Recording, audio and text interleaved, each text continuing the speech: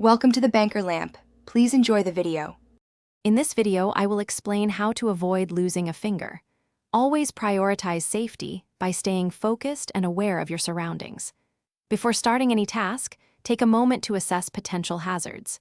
Ensure your workspace is clear and well lit, reducing the risk of accidental slips or contact with dangerous objects. Remember, a few seconds of preparation can prevent a lifetime of regret. When using power tools, always engage safety guards and never remove them. For instance, a table saw blade can cause severe injury in less than 1 second. Maintain a firm grip on all tools and ensure they are sharp and in good working order. Dull blades require more force, increasing the chance of slippage. Always cut away from your body, keeping your fingers clear of the cutting path. Your environment plays a crucial role in preventing injuries. Keep your work area tidy, free from clutter, and ensure adequate lighting to clearly see what you are doing.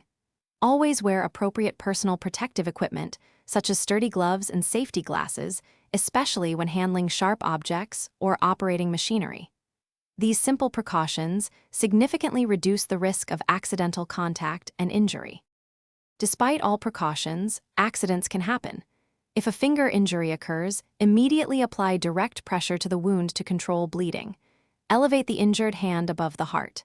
If a finger is severed, retrieve the part, wrap it in a clean, damp cloth, and place it in a sealed plastic bag on ice. Seek emergency medical attention without delay. Time is critical for reattachment success.